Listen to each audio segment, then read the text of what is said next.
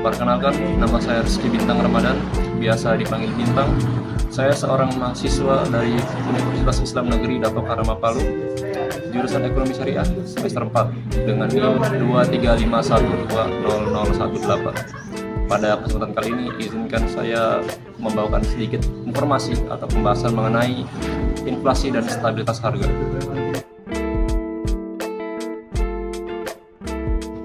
Inflasi adalah topik yang tidak asing dalam kehidupan sehari-hari. Saat harga bahan pokok naik menjelang hari raya atau ketika BBM disesuaikan, kita sering mendengar kata inflasi di berita atau obrolan masyarakat. Namun masih banyak yang belum memahami apa sebenarnya inflasi itu, bagaimana dampaknya, dan mengapa stabilitas harga sangat penting dalam menjaga keseimbangan ekonomi sebuah negara. Melalui video ini kita dapat membahas secara menyeluruh tentang pengertian inflasi, jenis-jenisnya, dampak terhadap masyarakat, hingga bagaimana pemerintah dan Bank Indonesia menjaga kestabilan harga.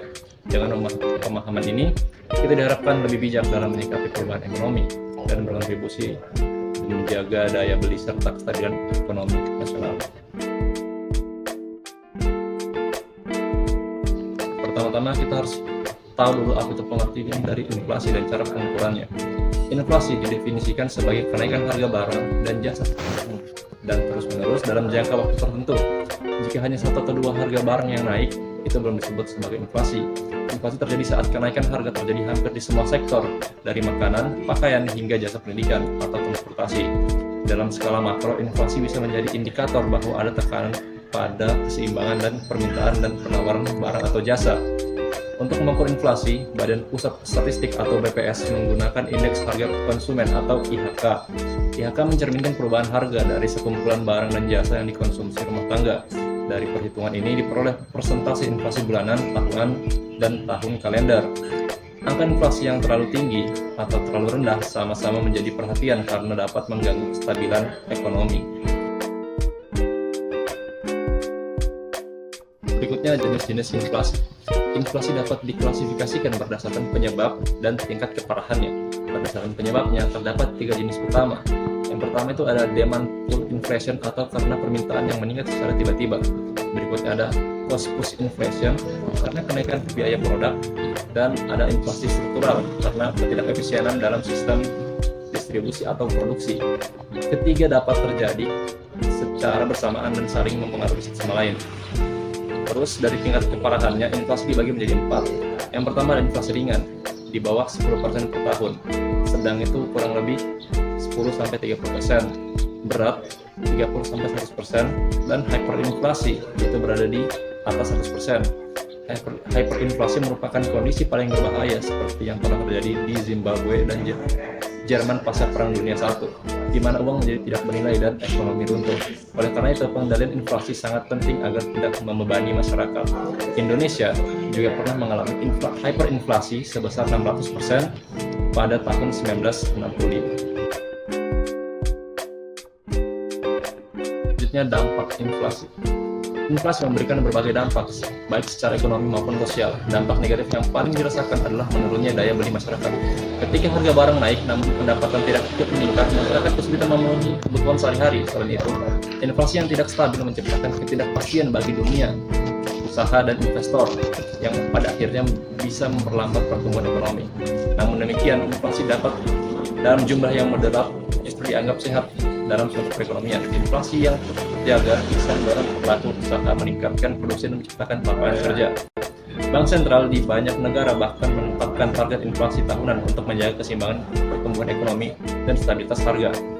Tantangannya adalah menjaga inflasi tetap dalam batas aman tanpa mengorbankan pertumbuhan. Berikutnya, faktor penyebab inflasi di Indonesia. Di Indonesia sendiri, inflasi umumnya dipicu oleh faktor musiman seperti menjelang Ramadan, Idul Fitri, dan Natal. Pada momen ini, permintaan masyarakat terhadap bahan pokok meningkat drastis, menyebabkan harga naik. Selain itu, inflasi pangan menjadi penyumbang terbesar karena sebagian besar masyarakat Indonesia sangat bergantung pada beras, cabai, dan bawang. Faktor lainnya adalah kenaikan harga energi seperti BBM dan tarif listrik, serta fluktuasi nilai tukar rupiah yang mempengaruhi harga barang impor. Ketika nilai rupiah melemah, barang impor menjadi lebih mahal, hingga harga-harga barang yang tergantung pada komponen impor juga ikut naik. Oleh sebab itu, kestabilan nilai tukar juga menjadi salah satu kunci dalam menjaga inflasi tetap terkendali. Berikutnya, stabilitas harga dan tujuannya. Stabilitas harga adalah keadaan di mana harga barang dan jasa dalam perekonomian tidak mengalami fluktuasi yang ekstrim. Tujuan utama dari stabilitas harga adalah untuk menjaga daya beli masyarakat, memberikan kepastian dalam dunia usaha, dan menciptakan suasana ekonomi yang kondusif untuk pertumbuhan. Harga yang stabil juga menunjukkan bahwa pasokan barang dan permintaan berada dalam keseimbangan. Bank Indonesia menargetkan inflasi dalam kisaran 2,5% sampai kurang lebih 1% setiap tahun. Angka ini dianggap cukup aman dan mendukung pertumbuhan ekonomi. Jika inflasi terlalu rendah, bisa menandakan lemahnya permintaan. Sedangkan inflasi yang terlalu tinggi akan menggerus nilai uang. Oleh karena itu, pengendalian inflasi dan stabilitas harga merupakan tujuan penting dalam kebijakan ekonomi nasional. Selanjutnya, kebijakan pengendalian inflasi. Untuk mengendalikan inflasi, Bank Indonesia menjalankan kebijakan moneter seperti mengatur suku bunga atau acuan BI